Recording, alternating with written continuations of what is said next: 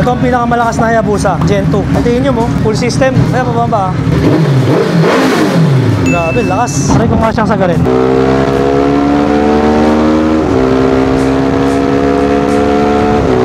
Grabe yung kahit sagarin mo, wala siya masyadong vibration. Smooth ng makina, panalo. Ang lutong.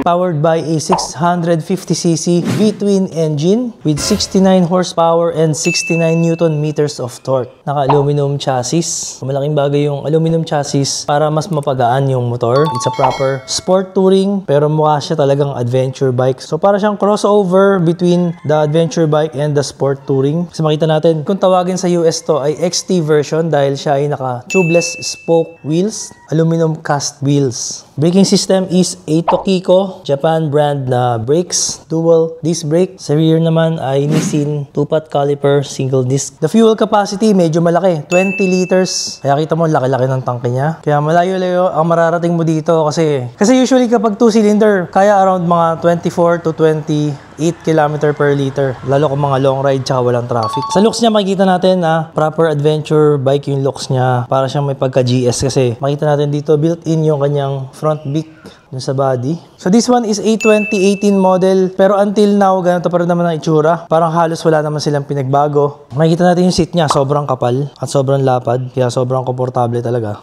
Yung front forks niya is conventional na telescopic forks, non-adjustable. Sa rear naman is preload adjustable monoshock. So makikita natin dito, ang adjustment niya, meron siyang remote adjuster ng preload dito. The front tire is 110 by 19 inch and the rear tire is 150 by 17 inch. Yung taillight niya is modern kasi naka-LED na siya. Yung headlight niya makikita natin is steel halogen type. Makita natin dual siya, no? Yung bright niya sa baba. Pero maganda rito, pwede ka magpalit ng bulb. So this one, pinalitan na to ng bulb na LED. Kaya makita mo dalawa. Ito yung halogen, kulay dilaw. LED yung pinalit dito sa bright. Tapos, meron tayong peanut bulb na LED din dito. So, ang cute. Kala mo meron siyang nunal. And this one, syempre, nilagyan na siya ng crash guard. Nilagyan siya ng aux light. Yung maganda sa mga adventure, sport touring. Pwede mo lagyan ng mga crash guard kasi sobrang bigat nito. Parang normal sa kanya na tutumba during off-roading, out of balance. Para safe yung motor, meron tayong barkbuster na handguard. The seat height is 32.7 inches or 830 millimeters. So, subukan natin. Para sa height natin na almost 5'5". So, try natin yung seat height niya. So, para ka lang nakasakay sa isang ZX6R. Hindi siya sobrang taas, pero malapad kasi yung katawan. Talagang matitiptoe ka sa kanya. Pero yung riding position mo naman, very upright kasi nga, isa siyang sport touring or adventure bike. Kaya dito, kitang-kita mo talaga. Mataas ka sa mga nasa harapan mo. Try naman natin yung comfort ng isang passenger dito sa V-Strom 650. So, maganda yung upuan dito. Malapad at makapal. Sobrang komportable. Tapos meron ka pang sandalan, meron kang hawakan dito. Yan, tapos kita-kita mo talaga yung nasa malayo kasi mataas. Mataas yung view niya. Tapos yung footpeg niya, ang laki, ang haba. May rubber, hindi ka madudulas. And the weight is 216 kilo for the XT version or itong naka-spoke wheels. Subukan natin kung gaano siya kabigat kapag itutulak-tulak natin. Una muna, syempre pakita ko sa inyo yung bigat niya. Pag isang kamay lang natin, yun, hindi siya ganun kabigat. Hindi tayo na-intimidate sa kanya, one hand lang. Try natin itulak-tulak siya. So yung weight niya, hindi naman siya ganun kabigat. Although nagpabigat ngayon kasi ang lalaki ng box na nakakabit dito. Pero manageable for a middleweight sport touring. And this one shares the same engine kay SV650, the V-twin engine. So nung tinry natin siya, napaka-smooth ng makina niya. Subukan natin. The sound of a proper V-twin with 90 degrees V-twin. So makita natin, naka-GPR exhaust tayo na original made in Italy. Yun. Naka-gold runway din siya na aux light. Yung ilaw niya. Try natin. Grabe oh. Ang lutong. Sarap sa tenga.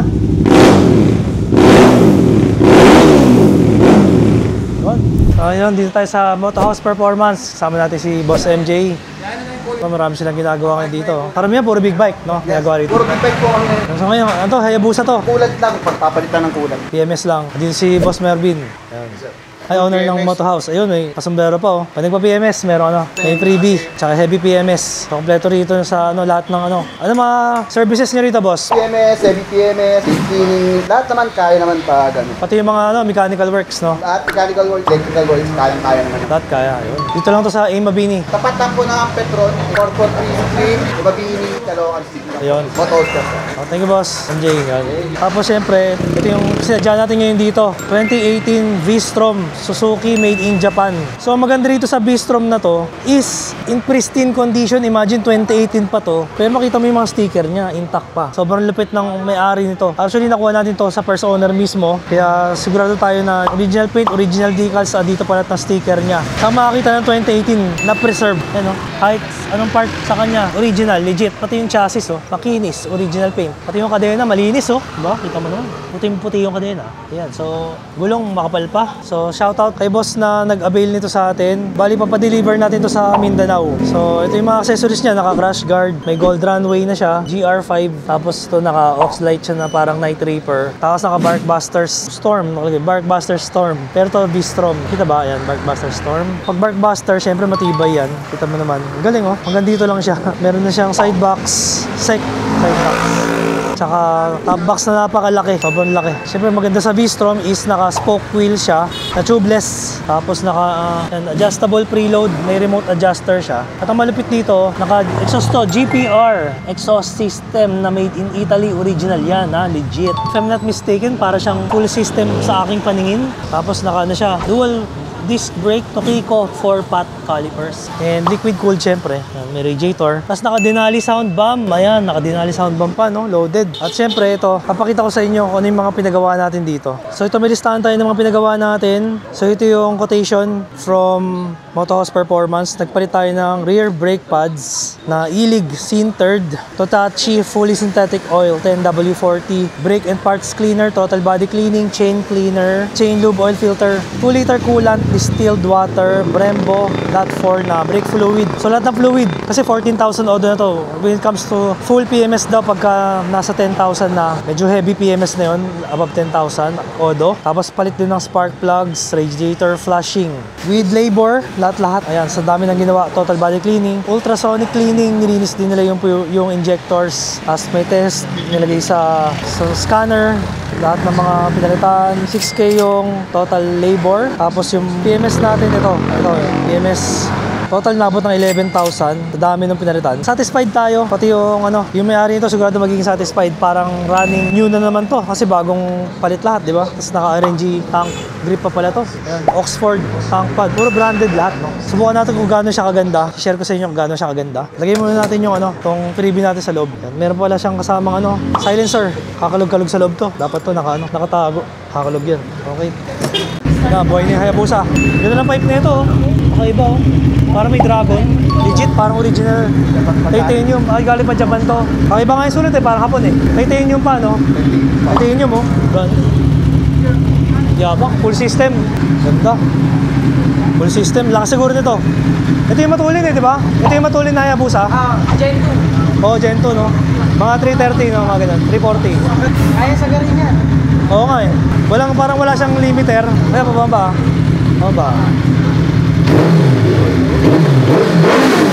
Grabe, lakas. Ang sarap. Grabe. Ito yung mukha. Ito ang pinakamalakas na Hayabusa, Gen 2. Ito, kita mo yung caliper niya. 6-pot caliper, 6. Try natin kung kaya natin to. Yun. Kailangan assistance medyo baka mabigat So ito first time natin, first ride sa V-Strom 650. Sana kaya natin. May RFID kaya to? Walang RFID, no, boss? Wala. Magka-cash lane ako. Cash lane tayo. RFID. Baba lang pala. Abot naman. Hazard. Yun. Okay. Parga muna kaya ako dito. Boss, thank you. Yes na lang mamaya, no? Sige. Boss, thank you.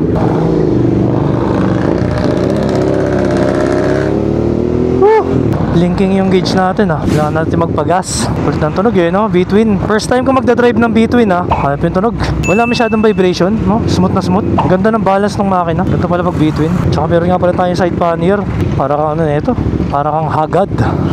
Para kang itong highway patrol. Tsaka shoutout sa gamit nating helmet ha. Aero Commander version 2. Napaka-komportable. Ang sarap gamitin nito. Hindi naman pala ganun kataas yung ano, B-Strom. Parang mas mataas pa nga yung ano eh, versus 650. So medyo kinakabahan ako. I admit, kinakabahan ako. Hindi naman dahil sa motor. Hindi dahil sa mga nakalagay sa gilid. May side box. Okay kasi na may side box kasi feeling ko ang laki-laki, ang lapad-lapad. Tsaka nakakadagdag ng bigat. Siguro talagang ano lang to, sanayan lang. Ganda talaga ng tunog eh, no? Kala mo Ducati. Sarap sa ulo na itong Aero.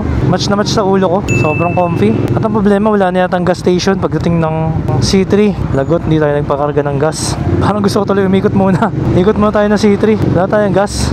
Mamaya tumirik na naman. Mahirap. May maubusan ng gas, no? Sarap pala gamitin ng B-Strom. Hanap muna tayo ng gas station. Mahirap nang tumirik, no? So mamaya tayo akit dyan. Pagas muna tayo doon sa, ayun no, Global Oil tayo. Pagas. Yun, dito may daan pala dito eh. Alright. Tayo sa kabila. Hindi mainit. Ito na, Rapid Pro 95 Premium. Dapat ate pero Premium po. Premium po. Parang di mainit. So ganito siya kalaki eh. Napakalaki niya. Ganda ng kulay. Maroon 5. Kita mo ganda pa rin ang gas tank niya. Walang kalawang. Sariwa. Wasari. Picture ako ano pala. Wala akong picture eh. Kung ano. May bang thumbnail. Ay, hindi pala siya 14,000, 12,000. Odo lang pala to. Fresh na fresh, no? Honep, no? Walang vibration sa dulo. So yung engine yata nito is the same sa engine ng SB 650. May vibration siya pero malalaki. Para mala Ducati, hindi nakakangawit. Unlike the vibration ng Kawasaki, no? Sa mga 650 ng Kawasaki tsaka 400 ng Kawasaki. Mas ma-vibrate yun. Yun. Red line is at 10,000 RPM. Ang ganda ng upuan. Ang lapad dun sa passenger, malapad. Sa rider, malapad din. Tapos yung gandahan ng ganito kalaking big bike, kabigat, is hindi ka tatangayin basta sa highway. Pero nun, may mga truck, makakasabay ka. Bali wala yung hangin. Maganda, meron na siyang lagay ng ano rito, cellphone holder, GPS. So nakaka-enjoy gamitin, no? Yung tank niya, meron kang kapitan dito. Kasi sport touring talaga to, na siguro pwede mo occasional light off-roading pero more on highway talaga. Kaya kita mo meron siyang kapitan dito pag gusto mo bubanking. Pero dahil maganda naka-spoke na siya or rayos, pwede mo siyang daanin sa lubak off-road, hindi masisira yung mags mo. Kasi kung aluminum cast wheels ang gagamitin mo sa lubak, pwede siyang mabasag. May pagka-brittle, di kaya ng pag-spoke, di ba? Siyempre mas ano siya, meron siyang flexing na tinatawag, kaya mas tatagal ka sa grabing lubak. Ito pala yung masarap ang Philippine loop, no? Kasi sigurado ka na tatagal siya at di ka titirik. Kaya nga meron mga followers talaga, meron talagang mga taong fan ng mga V-twin ng Suzuki, lalo made in Japan pa to. So yun pala reason kaya maraming nag-enjoy dito sa V-Strom. Try ko nga siyang sagarin. Grabe yung kahit sagarin mo, wala siya masyadong vibration. Ang smooth ng makina, panalo. Alam niyo naman ako, doon ako nai-inlove sa mga hindi ma-vibrate, sa mga smooth na makina. Para siyang cross-plane, comparable siya sa mga R1 cross-plane. Yung pagiging smooth na hindi masyadong ma-vibrate yung makina. Yung throttle, ramdam sa throttle, ang sarap. Tsaka gusto niya yung ano, yung sinasagad. Kasi merong mga makina na ayaw na sinasagad. Example na nun yung mga Kawasaki na 650cc, mga Ninja 400. Pag sinasagad mo, parang alam mo yun, maatungal yung makina nagre-reklamo. So kagandahan ng mga kagandahan nitong V-Strom, no? Gustong gusto niyo yung pinipiga mo siya eh. Meron siya malaking vibration around 5,000 to 7,000 RPM. Pero pag nalampasan mo yun, smooth. Before 5,000, smooth. Ang sarap ng makina. Lalo na GPR exhaust tayo.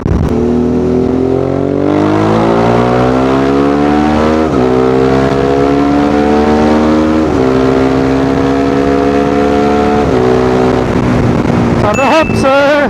Wild! Sarap! Panalo! Galit na galit eh, oh. Tsaka ang ganda ng torque niya. Ganda ng torque delivery niya. Kaya pala maraming fan ng V-twin. Kaya lang, konti lang ang V-twin na available sa market.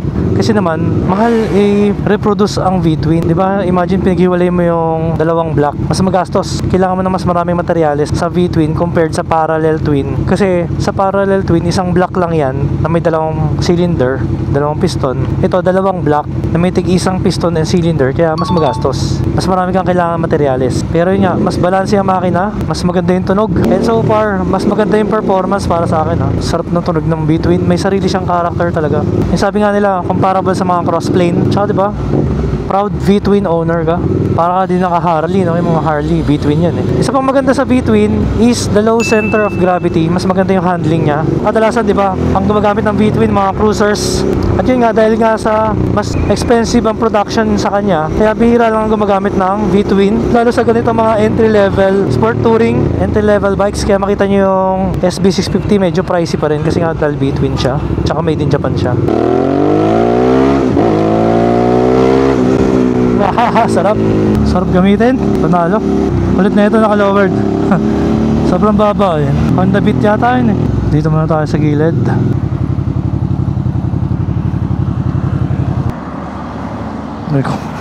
Okay, picture taking muna tayo. Bagong lahat.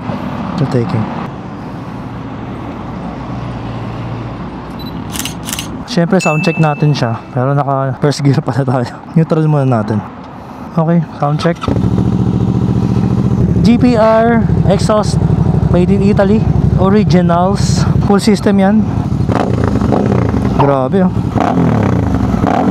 5,000 RPM. Try natin yung gitna, 7.